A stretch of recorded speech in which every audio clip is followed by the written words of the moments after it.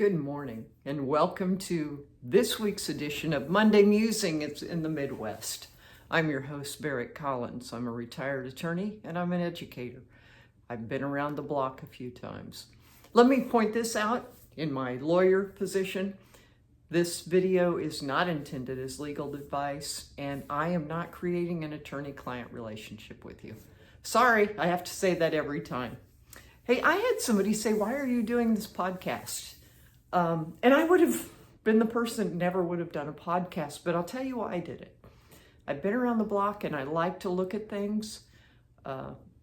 And quite frankly, this video series allows me to express some opinions in I hope, a positive manner about things I'm observing in the United States. So that's it. I saw an opportunity. I wanted to learn something new, and that's what I'm doing. I appreciate you paying attention, watching what I do. Whether you agree or disagree, that's the First Amendment. We have a right to free speech. And what I hope I'm doing is encouraging you to form opinions and politely discuss them. So feel free to drop comments in the comment section. I'll try to answer those. I've gotten some good ones. But the one question I wanted to answer is, why am I doing this? It keeps my brain fresh. It allows me to express myself. And quite frankly, it's kind of fun. If you like this, hit that like button, follow me, and share this with somebody who might also enjoy a little rant on Monday morning. Well, let's get into the meat of the topic. Today, we're going to talk about the Tyler Robinson preliminary hearing from last week. And I'm not going into how crazy it was, because most preliminary hearings are 30 minutes. You throw a police officer on who says, here's the crime, this is what we discovered, here's the person we think it is. The judge said, yeah, it's probable cause. Because probable cause is a very low standard. What you're trying to say is a crime was probably committed, may not be a crime, probably committed, and this person probably did it. You got to prove about 20% of your case, maybe even less than that. I mean, if you're looking at a percentage. But what I want to talk about on a legal standard is when you do something.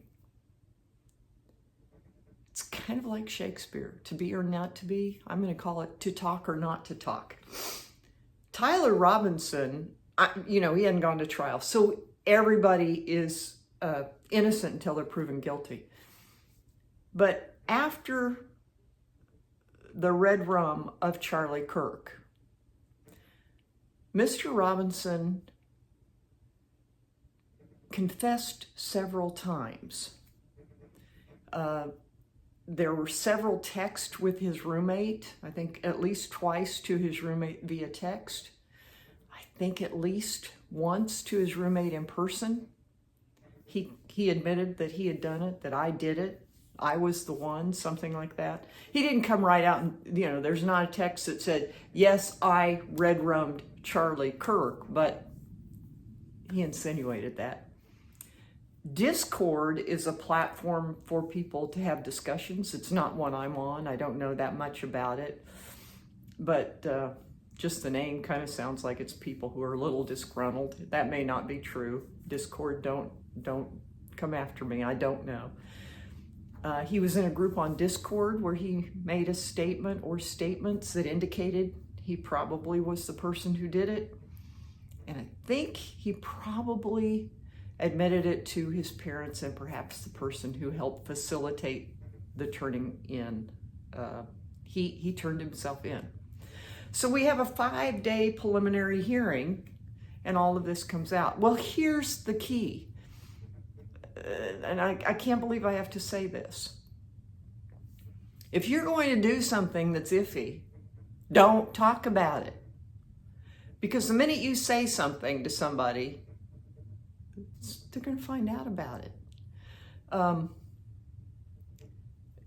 in this case, we have this long preliminary hearing, and the defense is doing what the defense needs to do. I hear a lot of people just bad-mouthing defense. They do not need to bad-mouth the defense. The defense's job, they are hired to, they are appointed to Tyler Robinson to do everything they can to either prove him innocent or minimize what's going to happen. And yeah, they do a lot of things. So don't talk. To talk or not to talk, after you commit a crime, don't talk. Second thing, when the police come and ask you a question, the first thing you should say is, I think I perhaps should have my lawyer. And they may say, no, no, no. But there is nothing wrong with telling the police you'd like to have a lawyer present while they question you. And they can't claim that that shows that you are guilty or innocent. But if you have any doubts about what's going on, ask for an attorney. You should not be talking to the police. If a policeman showed up at my front door, I might answer it. But the first thing I would say is, I think I would like to have my attorney present while we're having this discussion. Be polite, be civil, but have that discussion. If you're stopped in your car for a speeding ticket, put your hands on your steering wheel. Make sure you tell the officer everything you're going to do, but be polite. And you can say, they're going to ask you questions, like, where are you coming from? I wouldn't even answer that question. It may seem innocent, but the more you answer questions, the worse you are. Now, I'm not saying be one of those sovereign citizens who goes a little nuts and like, I don't have to say, you be polite. Officer, I like to always have my attorney present when I'm being questioned, so I choose not to answer some questions, but is there anything I can do for you? If they ask you to get out of the car, turn your car off, get your keys, lock it, get out of the car. You have to do that under some of the current Supreme Court rulings and the law. But when it comes to talking, either to other people after you've committed a crime or to the police, I advise you to use your right to have an attorney present at any time you can. So when I say to talk or not to talk, my answer to you is always going to be, don't talk. Have an attorney present. It may just simply be that you're a witness. Even if you're a witness, if you feel uncomfortable, I wouldn't talk. I will tell you, the roommate in the Tyler Robinson case, whom Tyler Robinson told about this, there's a lot of people saying it's a good thing he got immunity, and he did get immunity. His attorney got him immunity for anything he said, because it is possible, I haven't seen the evidence, but it is possible that he could have been indicted.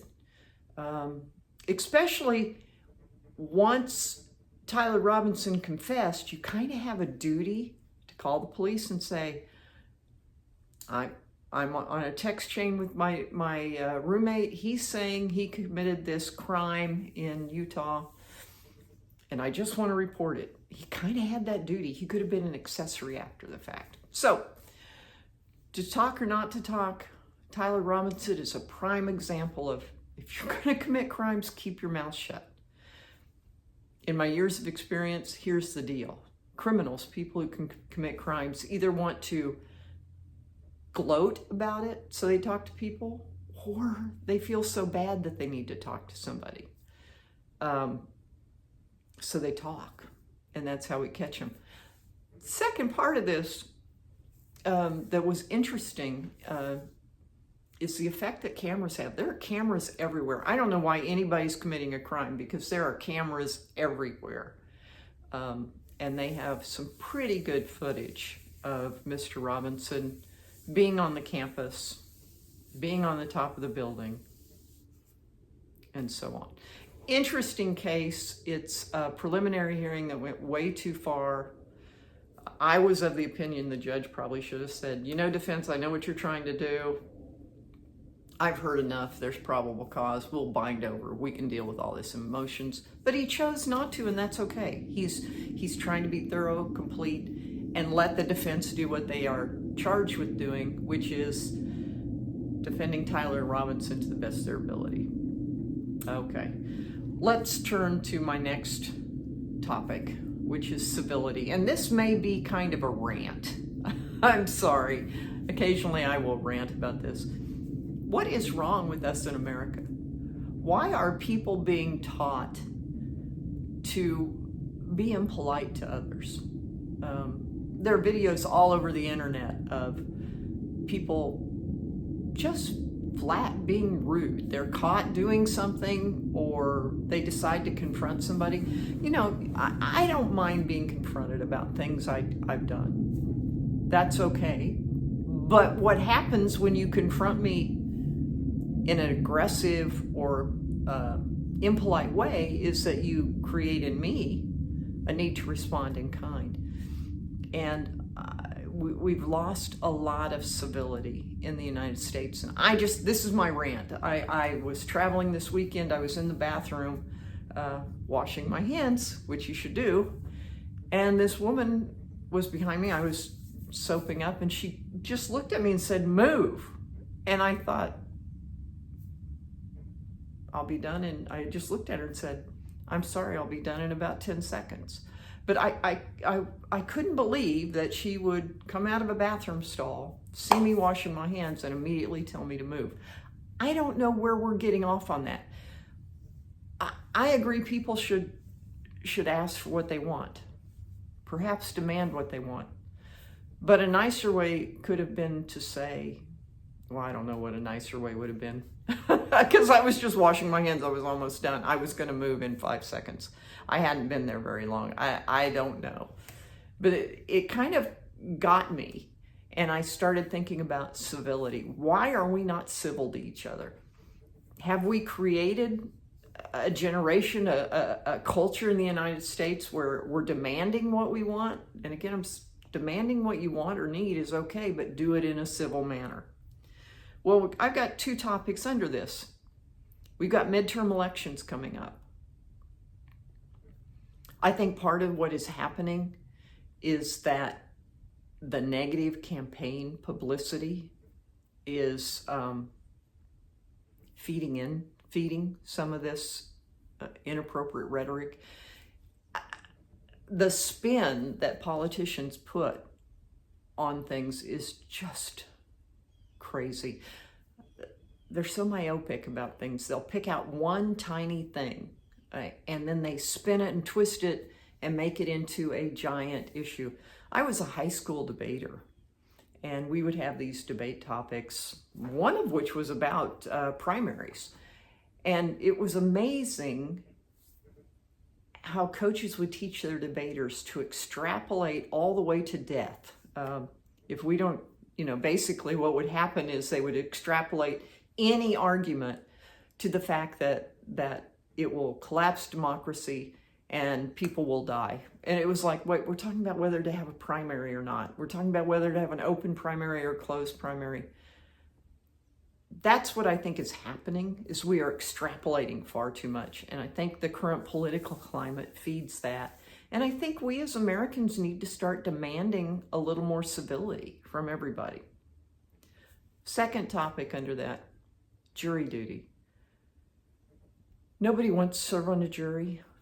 I want to. I can't. As an ex-attorney, I'm usually kicked off. Sorry, time for a Diet Pepsi break. But people are creating all kinds of reasons not to be on jury duty. Some lady posted the other day on Facebook a little rant about jury duty, and her dog was not doing well. And so she asked to be removed from jury duty because she wanted to stay home with her dog. I mean, give me a break. My husband has served on several juries. Yes, you have to go sit there. Yeah, you might take 2 days out of your life. No, you're not going to get paid a lot. But most businesses will allow you to do that. Now, if you're self-employed, that might be hard. I get that. But most businesses have a policy where they allow people to do jury duties. I know schools, many of the schools I've worked with over the years, have a policy that, you serve jury duty, we're going to continue to pay you. They may ask you to give them that $10 check you get, but that's what they do. Let's start considering jury duty, not as a duty, but something we as United States citizens should do. Let's be civil about it. Go up there and spend the day. You may or may not get on a jury. Yeah, it's going to be boring. Take something to do. But let's consider jury duty as something positive, not something negative. Let's be more civil in America.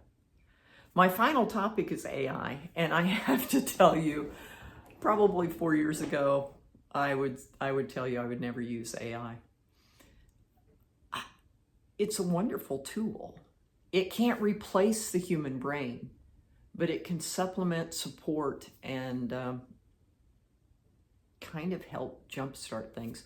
I've been writing some documents lately, and quite frankly, I'll go to AI and ask them to draft a first draft. Now, I have to go in and fix the language, and of course, in a legal pleading, you want to make sure that you've uploaded a document that it can base everything on, and you've got to get your own site checking.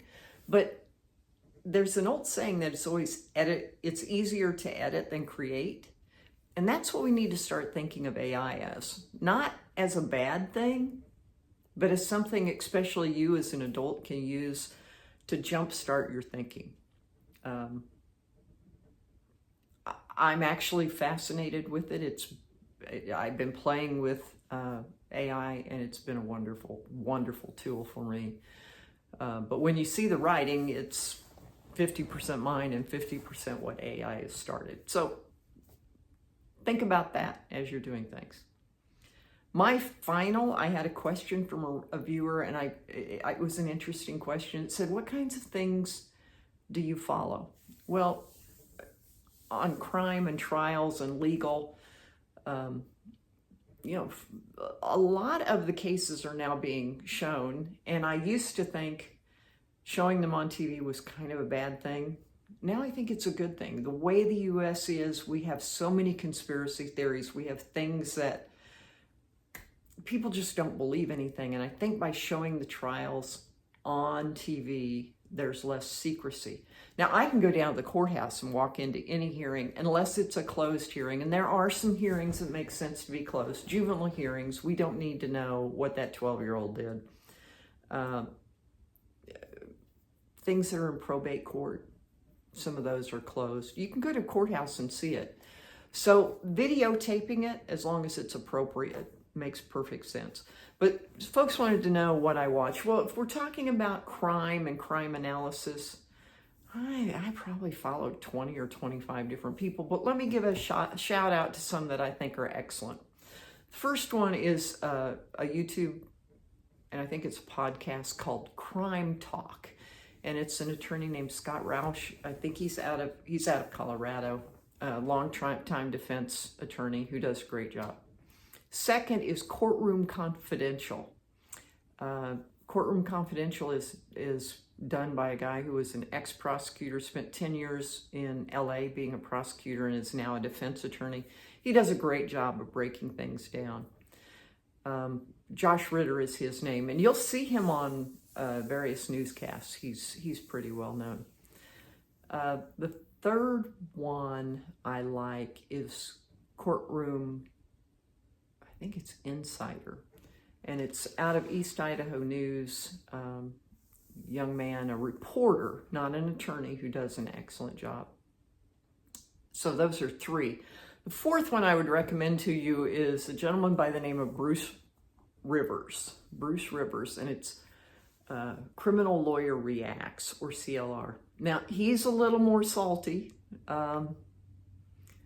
but he's been a long-time criminal defense attorney, and he's funny. He's a little salty with his language, so be aware of that.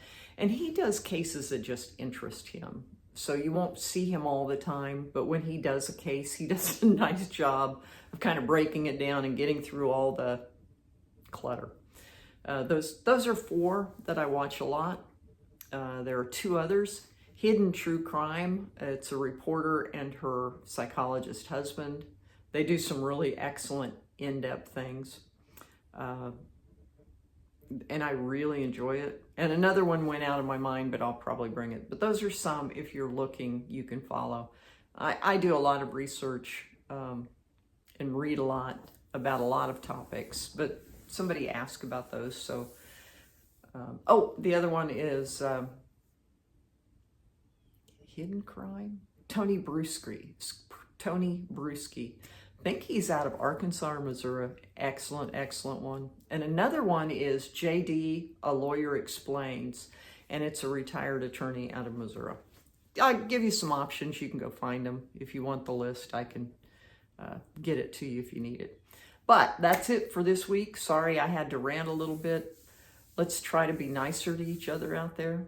And with that, it's my Monday Musings from the Midwest. Have a great week. Goodbye.